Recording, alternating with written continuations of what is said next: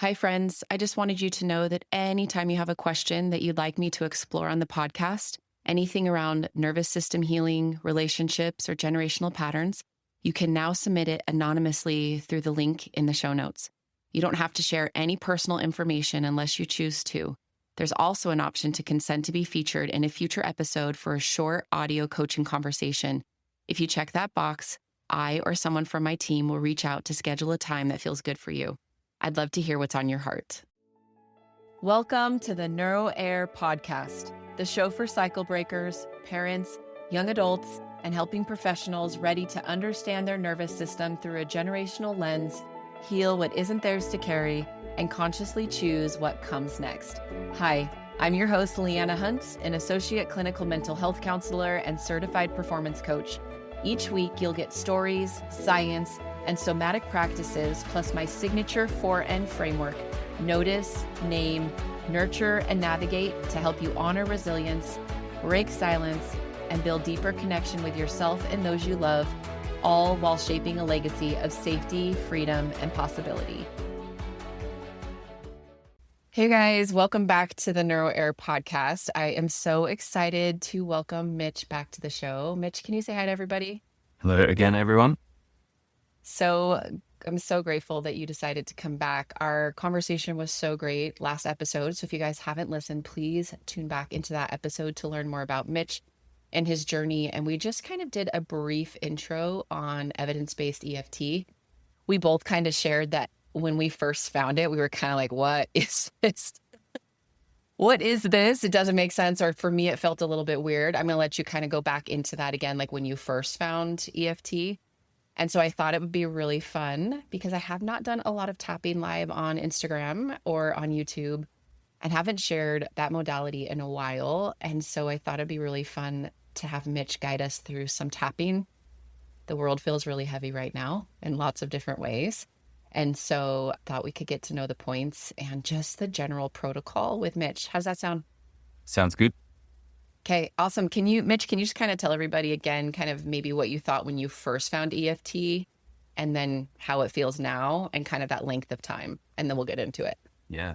So I first came across EFT in 2014, 15, around then. Okay, so over 10 years ago, we'll say. Yeah, about 10 years ago. So I was working with young people experiencing homelessness in the city of Melbourne in Australia, working in a crisis centre. I was a youth worker, studying counselling, and had a bunch of young people saying, hey, the traditional talk therapy isn't working for us in the setting that we're in. Talk therapy is amazing, it's a good place, but we don't want to talk about our problems anymore. It doesn't fix it. And I was like, we're really got to find something that works for these young people. So I kind of went on this trauma. It sounds funny, but trauma wasn't as big of a topic back then, or it wasn't as kind of common to talk about my traumas or whatever those things. So there was a lot of conversation. It's behavioral. What we're seeing for them is behavioral. Nothing to do with trauma. They're in control. Anyway, I kind of went, maybe this thing called trauma has something to do with it. Went kind of searching around, went down the somatic path, came across EFT tapping, and just went, what a load of crap. Like, how's tapping on the face and saying things going to change anything? Dismissed it. I didn't mention this last time, but I actually had a friend of mine, one of my dearest friends, who's, this no-nonsense Russian woman who speaks 4 languages. She was a highly paid consultant in one of the top 5 consultancies. And I just briefly mentioned tapping, and she said, oh yeah, I've done that. I was getting anxious when I was getting on planes and panic attacks, and I've done tapping. It helped. It changed my life. And I went, what? You're like really serious and like consultancy and no nonsense. And then I came across Dr. Laurie Layden's work and all the incredible stuff she's done in communities post. It led me on to Peter Stapleton and evidence-based EFT. So through hearing other people and people being legitimate, I kind of went, okay, maybe there's a bit more to it. I then went and did Peter Stapleton's training, and in the training you work on some of your own content. And I actually got quite, #triggered during one of the training days. And essentially I started to go into a panic attack, which was not uncommon for me. I had a pattern of panic attacks. And thankfully, my person who I was paired with was a trained psychologist who had a lot of tapping experience. And so she said, just follow me. And we went through the tapping protocol. And I just felt myself instantly calm. Memories came up. We tapped through those memories. And what had been probably, I think at that stage, a 7-year pattern of due to a specific thing that I'd gone through, it kind of went away. And I was like, wait, where's my panic gone? This feels strange. Where did it go? Or when you don't feel it in the body, right? The absence of the panic can sometimes almost make you feel a little panicked. You're like, oh, where is it? Thinking, where did it go? Where the hell's it gone? Done a lot of work to work through this panic, and this amazing woman got it done in about 5 minutes, which, isn't always the case. But what I mean is I felt a shift very. And I think at that point I was like, okay, what is this? And then by the end of day 3, when we're working on food cravings and you see people's experience of food changes through tapping and memories come up in relationship to food, and then you're working through the emotional aspect of food craving, and then people kind of eat their food and go, this tastes disgusting. Why did I ever eat this? I think at that point I was like, oh no, I'm hooked. I need to spend so much time on that. So I got accredited through Dr. Peter, and I think that was in 2015, 16. And then I've been in training for it ever since. Been in rural communities, working with Indigenous communities, people working in Indigenous communities, refugee communities, plus my one-to-one clients from all walks of life. Sometimes I'm teaching random people on the street or on the plane how to tap when they're having panic attacks on the plane. I've kind of been quite sure how to frame this. I often seem to be where crises is happening. I'm not sure what that says about me, but then I'm like, just do this tapping thing. I'm always on places where people are fainting on trains or trams next to me, or I've just walked in on some form of incident that's happening on a street. And I'm like, okay, well, I guess I'll deal with it. Tap along with me, get people calm and all of those things. Yes. Maybe because you have capacity for that, Mitch. Yeah, those things just don't bother me because I think I've done so much tapping. And now I am somewhat that crazy person that will sit on a plane, because I used to travel a lot for one of my jobs that I used to do. And long hours on planes, I'm going to work through some stuff. So I was playing tapping while I'm driving. And I don't care what people will think of me, even though I'm in my head, I'm like, people must think I look like I'm crazy. Every now and then an air hostess will kind of give me the wink because they must see people tapping on planes and things. Oh, they're like, yeah, I know. I know what you're doing. You're not the first crazy one. person. I see you. Well, I'm so excited to have you kind of guide us. We kind of talked last time the difference between social media tapping versus maybe working with a one-on-one practitioner like yourself. I bring tapping in interchangeably with other things to my therapy clients and coaching clients. So maybe just really briefly kind of talk about what this is like for someone who's just listening auditorily. Yeah. They don't know you. They haven't met me in person, and they're just listening. And we're going to kind of break down tapping, do a little tapping experience. Is there anything you want them to know ahead of time? Ooh, good question. One of my favorite sayings is we always go as fast as the slowest part. So a lot of what you see and hear online in regards to trauma work or healing work or whatever label you want to use there is there's a lot of pressure to be #healed. And let's say that again. Yeah. And, I can go on a very big rant about what that is in the healing industry.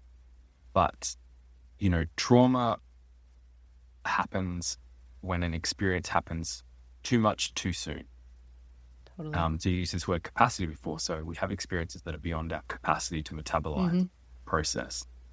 And so a lot of the content you see online, it's like, just shake your hips to heal your trauma, or just do this stretch, or just buy this $500 device that sends pulses on your neck and heal your veins.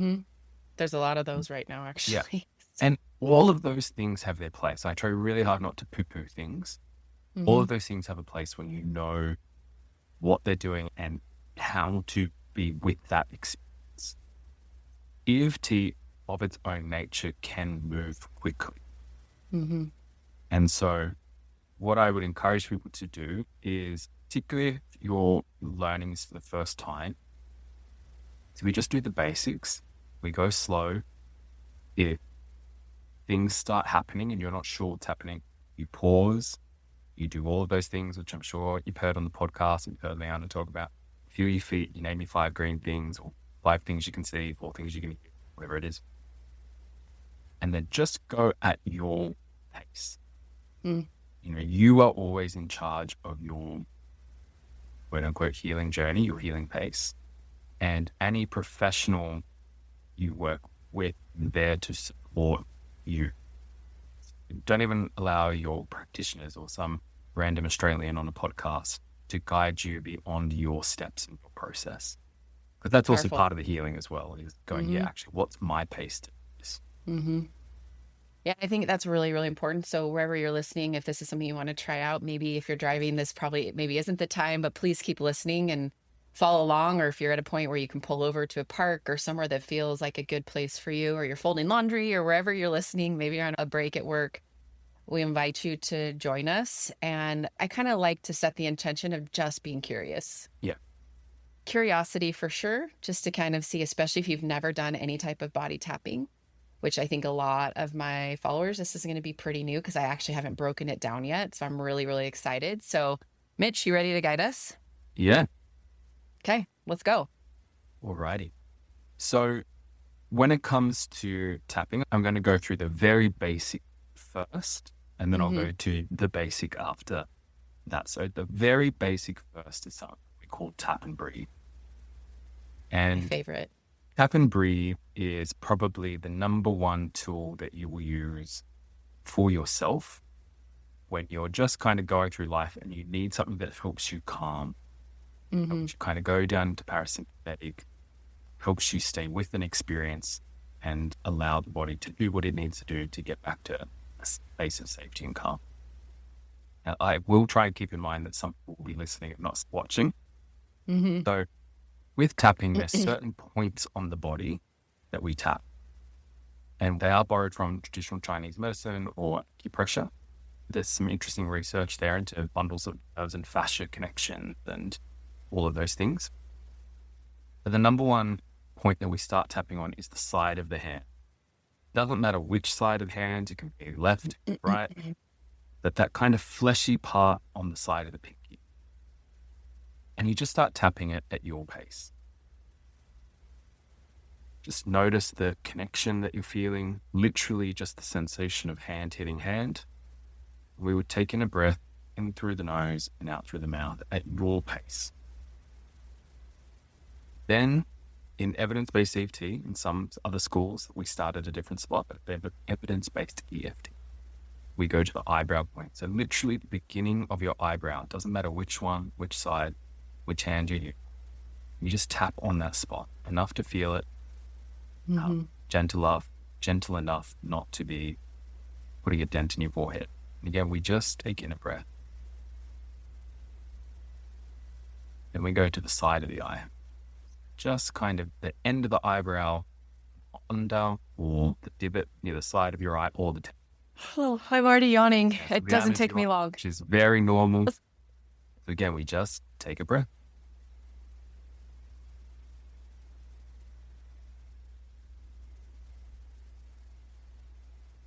Oh, I forgot to say, make sure you guys check the show notes as we're tapping right now. There will be a tapping point chart you guys can download so you can see. Then we go under the eye. Again, you can switch sides. You can do both sides. Doesn't matter. Find out a breath. Under the nose. And then, if you feel yawning, let yawning come. Giggles, let giggles come. Tears start welling up. Allow tears to well up. That feels okay. Go into the chin, crease the chin. You go into the collarbone point. Literally probably my favorite point. Yeah. Your collarbone. I don't know why. So you can do kind of this, or do what Leanna's doing, which is often a bit easier. Yeah, we just take in a breath. I like to say to try to find, like, not tap on the collarbone. So try to find that fleshy indent or space right below. Yes. You kind of, a collarbone, but under here. Right there.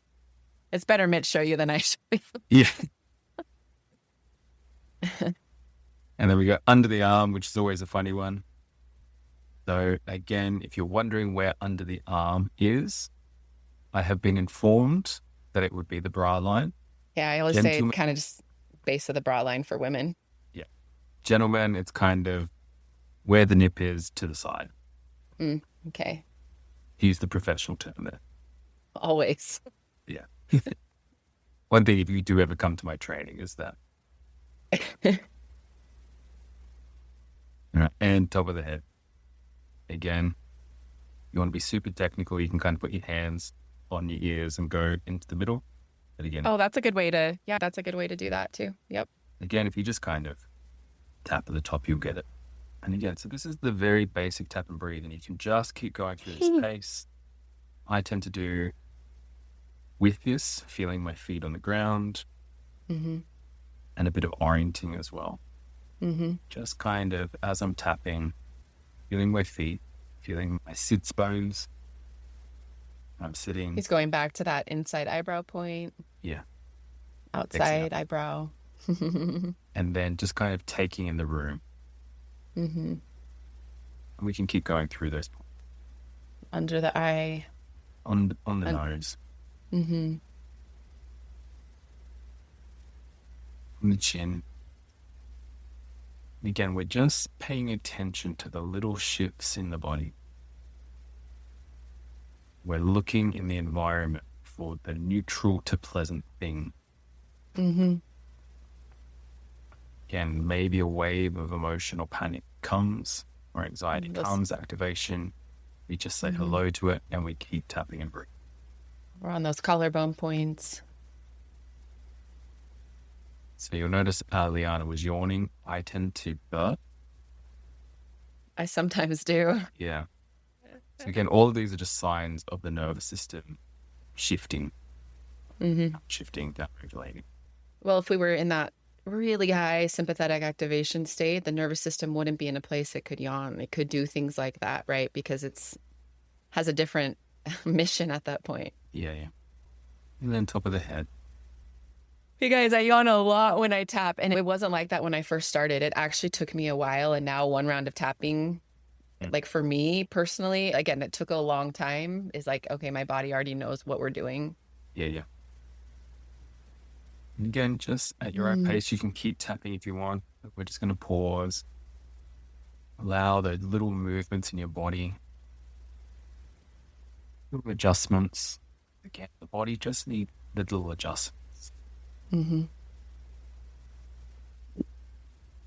That orienting component, I'm really glad you brought that in. It's so important to find something in our space that just helps add that little layer of support, which again then increases capacity. So yeah. And that's, again, this is one of the steps in healing and work and existing in this world at the moment, is what in my environment is neutral to that. Where is something that doesn't activate my system or make me feel scared or up. So for me, like, I could look literally at my screen, see Leanna, I know her, she's got a lovely friendly face, but also her plants background. I can feel something in my body respond to that. Also, I'm sitting in front of the window, pond, full trees. Oh, how lovely. Going down. So now that my body is settled, I can kind of take in that a little bit more, which adds to myself. Again, if that wasn't available to me, I would probably so I'm sitting on a couch at the moment, so my hands sensing couch. For sure. Yeah. Maybe just doing that then, like a breath comes and my body adjusts. That's tap and breathe. And you can do that favorites. As much as you want. It's kind of, And the more that you do it and the more that you know your body responds to it, the quicker your body responds to it. Because it kind of goes, oh, we're doing this thing now. So it's a really good one to do in the morning, particularly if you are someone who has quite the big cortisol spike of a morning and you wake up anxious. So 2 minutes to tap and breathe, a few minutes to tap and breathe before bed to help your body switch down to rest mode. Part of my morning routine, part of my night routine. In between clients, I'll tap and breathe as well, just so my body is getting into the habit of like, oh yeah, I can find calm and safe. Which is so cool when we can find that. Like, so many people realize, like, they're like, I don't know the last time my body felt a sense of calm, or I don't know the last time I felt quote unquote safe, but to realize that we can still have activation, life can still be hard, and we can still find these moments that feel calmer than the rest of the day, right? Yeah. I know Dr. Laurie, she would kind of encourage people to set an alarm for every hour and just to do 2 minutes of tap and breathe on the hour for a while, like a week or so, just so their body kind of got into this rhythm of it's almost like a smoke. Instead of going out for a cigarette or a vape, if you're one of the cool kids these days, a little tap and breathe for your body as well. Powerful. Now, that is the very basic, and those are the spots that we tap on. There is another step to tapping, which is where we start to add more words and we get more specific with what we're talking about. So EFT, other than its calming effect, which is what we just got from the tap and breathe, is when we have specific things in our external or internal environment, again, depending on how you view those things. Jenlin, who I spoke about last time, would say they're really the same thing, that are bothering us. We've got memory events in our past that are bothering us. EFT can be useful for targeting those things and allowing the brain to bring it up, kind of activates the neural pathway. Activation occurs. As we're tapping and we're getting that calming signal that we got before, it allows the body brain to process the incomplete survival responses, the incomplete defense responses that didn't get to finish work when the event occurred. Or if it's a current stressor that's going on, it helps our body process it. As we get calm, more resources come to that prefrontal cortex. We're able to think more clearly, more creatively about it. Now, the challenge with taking people through that online via podcast and via YouTube or whatever, I don't know what you're going through, so it's hard for me to guide you. But I just want to give you a bit of a guide, which is pick something small. So something real, specific, and small. So maybe it's the argument I had with my kid, the one specific argument I had with the kid, or that one thing that my colleague said really bothered. What about just like a state, like right now, it's like, oh, I have so much to do today. Yeah. So we can do that as well. So, you wake up and you go, there's just so much to do today. That's how I'm feeling like, right, like at my list today, and it shouldn't be this way on a Sunday, and it is, and I like to have a day off, so it's like, oh, so that's unusual for me. So I'm just feeling like, oh, and I think we can relate. We're all very busy people. Yeah. And sometimes that overwhelm prevents us from actually doing what we need to do or being present with who we want to be present with, even ourselves. Yeah, very much so. So maybe we could start there if that feels all right, Leanna. Let's do it. We'll kind of guide people through it. So yeah, if you were to take a moment and just think of this statement, I've got a lot to do today.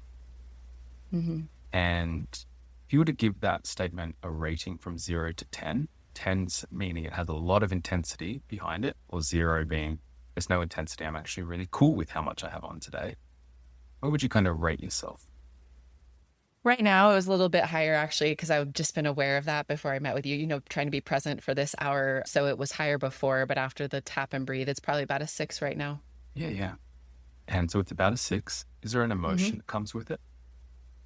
Just kind of that stressed out feeling. So are we okay with stress as an emotion? Yeah, we can use stress as an emotion. Okay. Because for me, again, different EFT people will view these things differently. Like I've watched you kind of communicate it, and you your hand did a particular It's like movement. So tenseness. you know what you mean by that. Yeah, even reflecting it back to you, go, yeah, it's like a tenseness. Uh-huh. And, it might take this next step and go, because like from observing you seem okay, you seem with your body, don't seem too activating. This kind of stressed tenseness, does it live somewhere particular in your body? Yes, always in the same place. Yeah. Do you want to share? You also don't have to. Yeah, it's all like that lower gut area. Lower gut area. Cool. Mm-hmm. So what we would do is we just start tapping on the side of the hand. You know the protocol. So here is where we do our setup statement. We do it 3 times, not because there's anything magical about the number 3, but it just kind of gives us time to tune into the feeling. Because remember, this is a somatic or body-based modality. So we're trying to be with our bodily experience of something, with our body. So I will kind of lead. You correct my words if they're not the right words. Perfect. Yeah. And maybe just invite anyone listening, if they want to try it, just kind of allow you can use your own words too, if you think about. Use your own words, tap along, see what what's happens. feeling like too much for you today, currently where you are. So even though I've got too much on today, and I've got this stressed, tense feeling, and I've got this stressed, tense feeling, I love and accept myself. I love and accept myself. Is that okay to say? Yeah. Thank you for asking. Even though I've got too much on today, I've got too much on today, and got this stressed, tense feeling, and it's got this stressed, tense feeling, I love and accept myself anyway. I love and accept myself anyway. One more time. Even though I've got too much to do today, I've got too much to do today, and I feel stressed, like tension in my lower gut, like tension in my lower gut. I can love and accept myself. I can love and accept myself anyway. You go to the eyebrow point. Here we just start to use a reminder phrase. So again, we just use a small version of what we said to help us stay with the experience. Too much to do today. Too much to do today. Out of the eye. Too much to do today. Too much to do today. Bring under the eye. Too much to do today. I've got too much to do today. Come under the nose and let's just take in a gentle breath out through the mouth.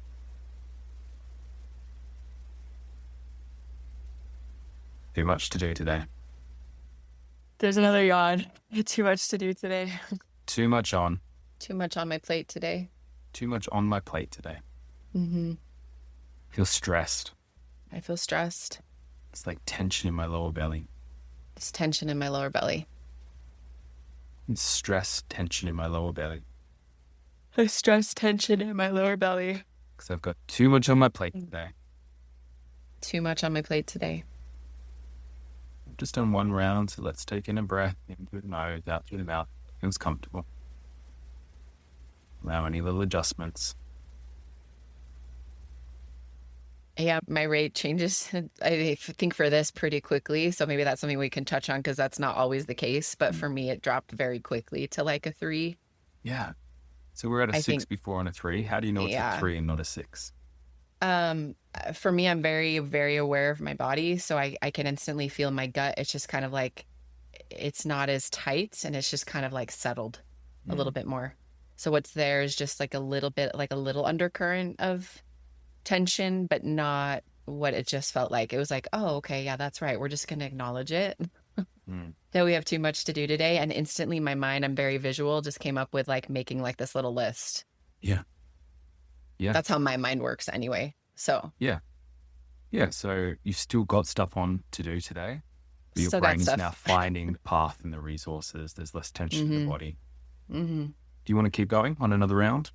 Sure. Yeah, we can do another round. That would be great. Yeah. So people can get the flow of all the points and what that looks like. And are those words still the right word? Stress, tension, too much on my plate.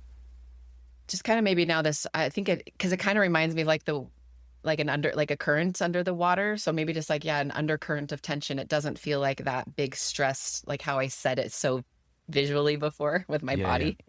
Like my body language, it doesn't feel like that.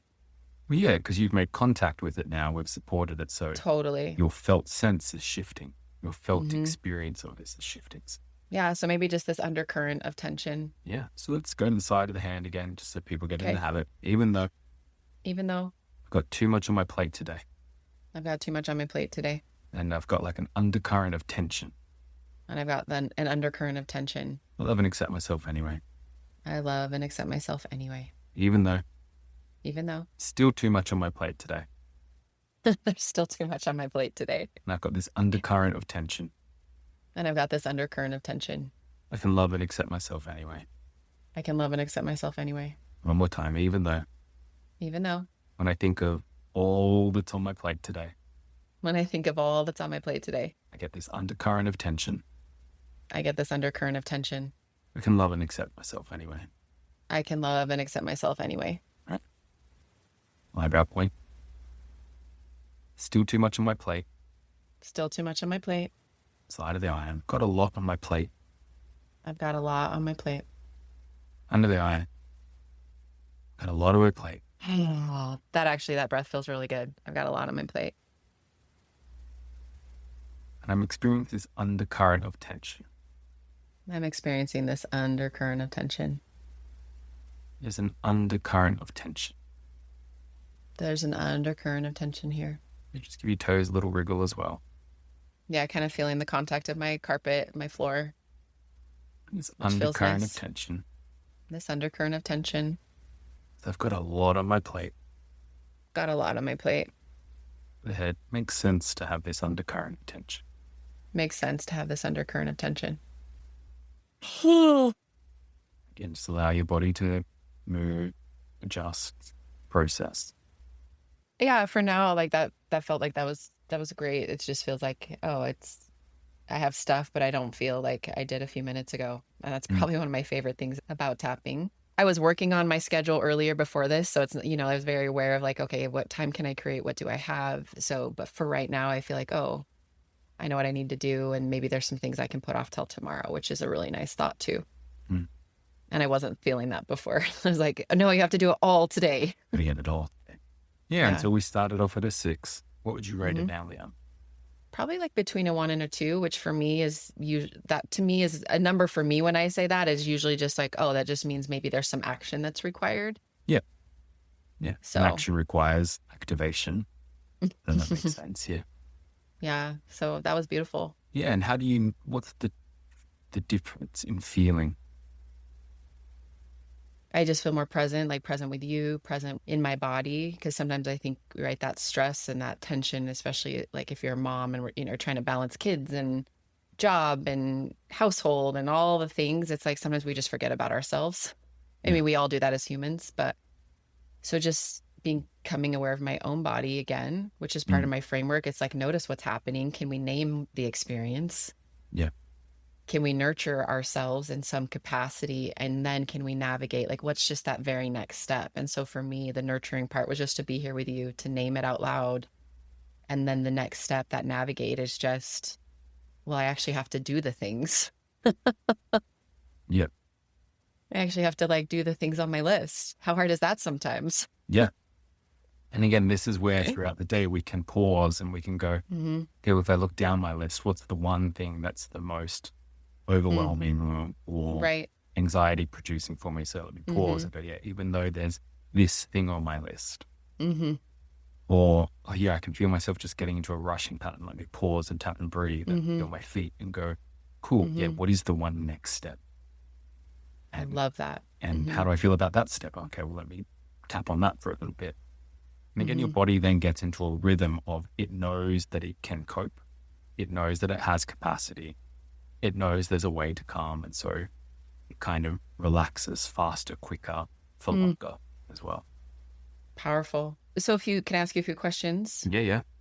So anybody that's listening, we just did 2 rounds, right? We did a round of 2 rounds of tap and breathe, and then just 2 rounds on this. I have a lot to do today, which, just for everyone listening, that's a pretty general thing we tapped on. I wasn't tapping on something that happened in my trauma in my childhood, right? Which is something you can definitely do with Mitch, a professionally trained practitioner, with myself. But so somebody that's listening, what would you say is like, because we just did these few brief rounds, is there an average for people as they start to tap of like many rounds if they're doing self-tapping that they would want to try? Yeah, look, so some people respond super, super quick to it. Mm-hmm. I am not one of those people. My Mm-hmm. body has a lot of slowness required, and it needs space to kind of go, yeah, okay, I'm going to come down. So for me, I often need 2 to 5 rounds of tapping before my body starts to go, okay, yeah, I can start to let go. Mm-hmm. Some people, the minute you start tapping, they're laughing, crying, yawning, or whatever. So what I would suggest is give yourself 2 to 5 minutes to give it a crack. And just notice what happens. And even if your body gets 5% calmer, that's a really good start, because maybe that's all your body can safely handle on your own at the moment. And then if you try it with someone, your body might go, okay, well, I can let go 10% more. And then your body starts to build trust. Like, yeah, this is okay. It's not too much. And as Leanna kind of pointed out before, is we worked on a very tolerable, manageable thing. If we'd never tapped on it, Leanna probably would have been fine. If you start to work with more traumatic material, essentially, probably don't do that by yourself. Find someone who is trained, because one, that relationship helps anchor you, and often trauma memories we're alone. So having the compassionate presence of a therapist or a trained professional there with you is part of that healing process. And, I was tracking Leanna and watching her, and I was noticing shifts. So just having someone there who can help you stay within your window of tolerance. Mm-hmm. So possibly the guidance I would give is, you heard me use the SUD scale before. On a scale of 0 to 10, how would you rate this issue?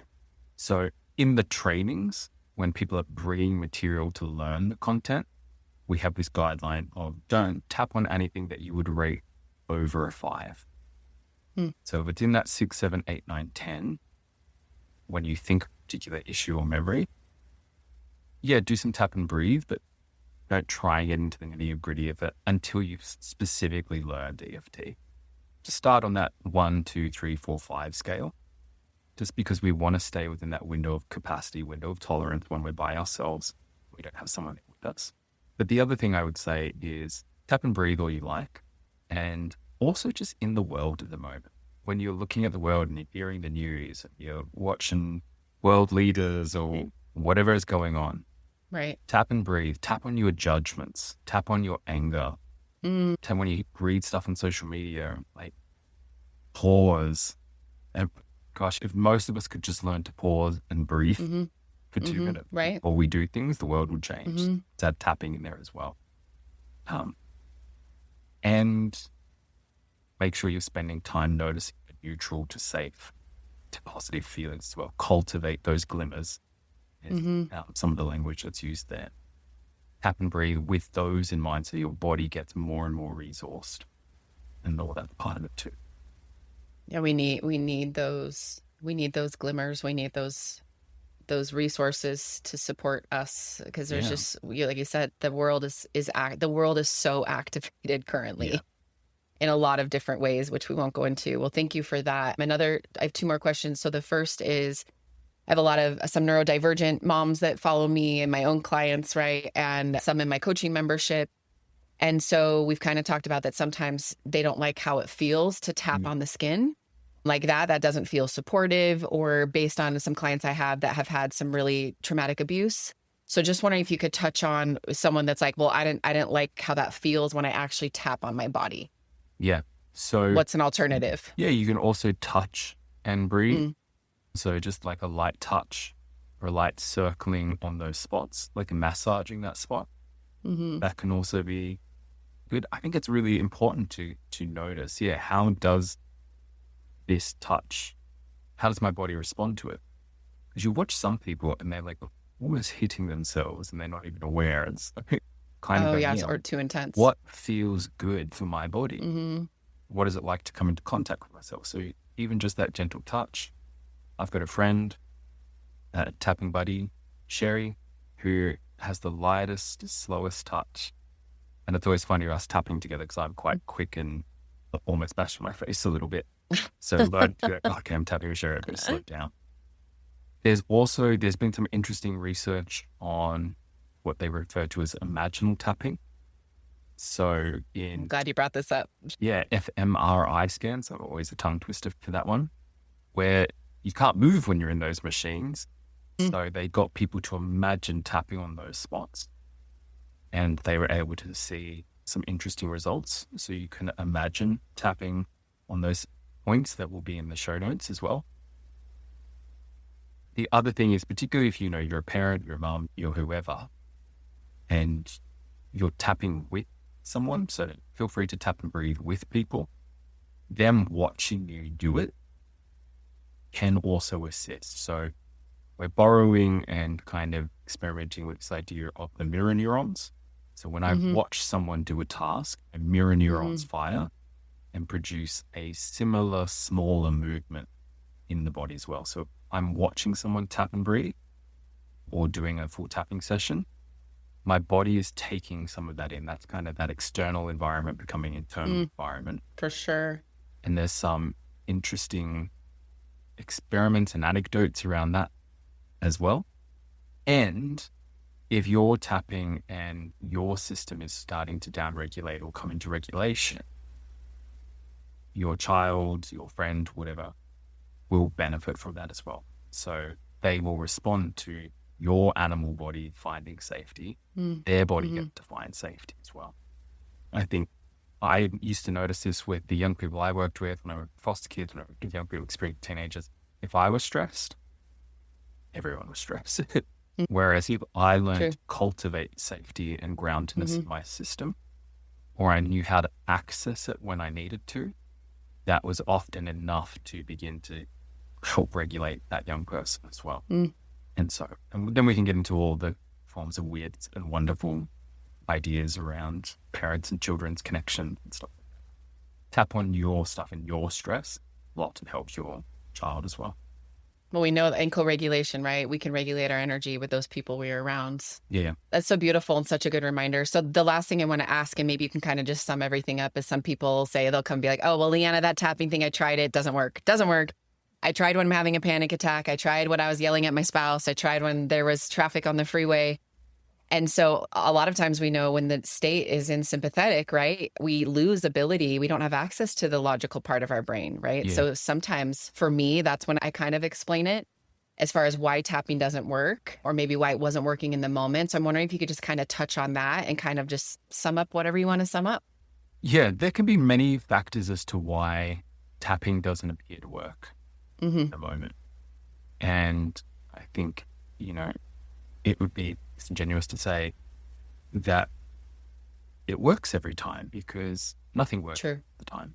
My experience and my thinking and the other people who I know who have thought through this is often we just didn't take enough time. Body needed time to settle. And if we're in a super high sympathetic state and our body believes we're still in danger, or we are in danger, or there is a perceived threat that's not going away, it will be harder for the system to come down because it keeps perceiving the threat. And so sometimes we just need more time for the body to kind of go, actually, yeah, I can let go, I can come down. Often we're not being specific enough. So if I'm just tapping on this general, I'm anxious, I'm always anxious, got this anxiety, and your brain is thinking through every single trigger that you've got in your life that makes you anxious, it's just too much to process on your own in 5 minutes. And what you probably need is a professional or a tapping buddy who's trained, who can help you take one slice of pie at a time or one slice of pizza at a time and pick the most intense aspect of that pizza. I'm using an analogy here that I haven't actually explained here, so I'll use this one. So often what happens is people come to us with a whole box of pizza and this is their anxiety pizza. And they go, I want to get through this entire thing, this family-sized Here it is. pizza, and in the next 45 minutes, can you heal me in that? And so that's the equivalent of, number one, grabbing that entire pizza with all of its ingredients and stuff, which you probably don't really like eating. It's got like olives and anchovies and pineapple. Or it's like way too much. Your body can't way even too much, tolerate and it you're all. trying to shove that down your throat and metabolize all of that in one go. End the box that it came in. And it's too much for your body to do. And so what a professional does is go, cool, I hear and see you've got this big anxiety pizza to process and deal with. What about if we just take one little slice of that today? And when we take that one little slice and we look at it and go, what's the grossest ingredient on that? And let's just do one bit at a time. Then the body actually gets to process, and that pizza gets smaller and smaller to the point where you might even just tap through one or two things and you kind of go, actually, the whole thing's gone away now. So it's often about pacing and being specific. And so again, it can be slower than you think you need to be, more curious than you think you need to be, and be more compassionate than you think you need to. If you can do those three things and get help, get a bit of support or mentoring, then tapping works. And again, I've been doing this for 10 years. I've heard some crazy stories of, one session miracles. And when I use the term miracle, I mean it's these huge patterns that people have had for a lifetime, and they do tapping in one session, the pattern completely goes away. And, every practitioner wants those ones. And I've worked with people who are trying to rush themselves through a process because they're mirroring the environment they grew up in, where it was like, I'm not allowed to have emotion. I'm not allowed to be messy. Totally. I'm not allowed or even to slow be down. anxious. And so they're furiously tapping, trying to get away from something, when actually, if we can slow down and go, yeah, this is here. Let's just go slow. Let's just meet it where it's at. Let's go as fast as the slowest part. Then it shifts, because we're also shifting the relationship to our stuff. We're cultivating patience, wisdom, curiosity, compassion for ourselves, and those things that heal the system. Tapping is a tool that supports that process, and it's, we can see that it's doing a biological thing in the body, so it's not just placebo. And we want to cultivate the relationship around it as well, but the tool helps us deeply and completely love and accept ourselves. And I'll just say this one last little thing is, EFT is deceptively simple, and actually there's so much wisdom. When you think about it and you start to break it down, what's actually happening, there's a lot of wisdom in it, and it's all in the setup state. Even though I'm having this experience, even though this thing happened to me, and now in my body I feel blah, blah, I deeply and completely love and accept myself.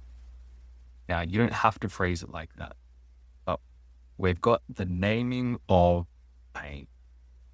Even though the world is falling down around me and I feel deeply frightened, even though my mum said this thing to me and it crushed my spirit, even though I yelled at my kid this morning and I feel all this shame in my heart for being a bad parent or whatever, or even though what I really want to do now is eat a family-sized pizza to myself with a garlic bread.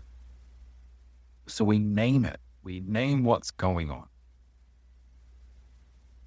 And by naming it, we also disidentify from it to a certain extent, and we can come into relationship. Because it's parts work in a way, even though there's this part of me that's really, really anxious. Whatever this mysterious I is, or self in presence, or the passion self, can deeply and completely love and accept myself, even though all of this stuff is going on. I can love and accept myself. Even though some part of me is in terror right now, I can deeply and completely love and accept it and myself.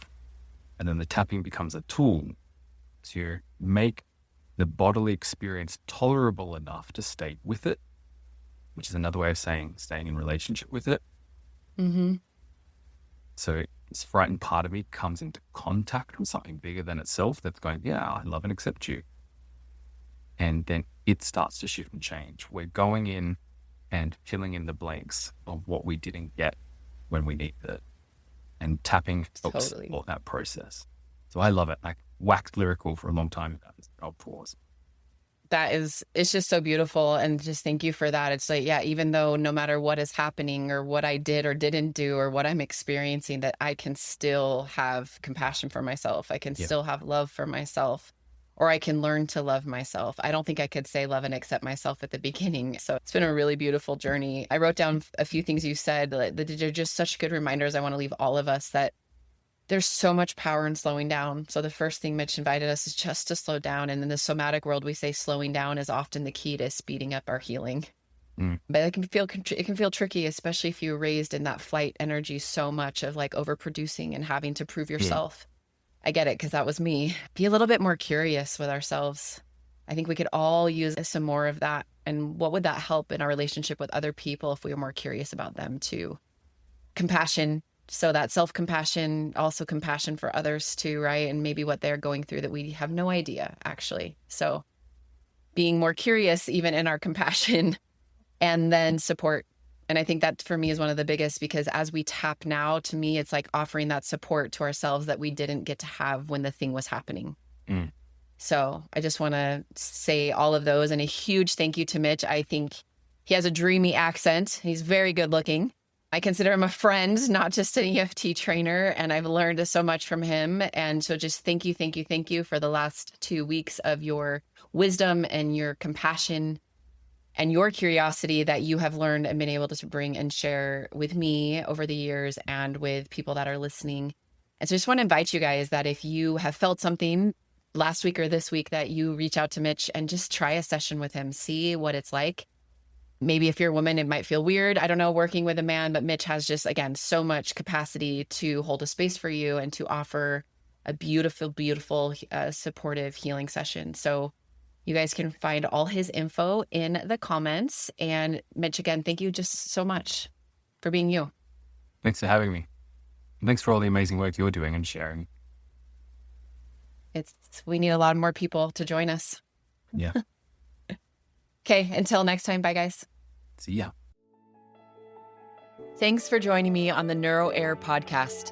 This work is about honoring resilience in yourself and also those who came before you, all while finding freedom from what was never yours to carry.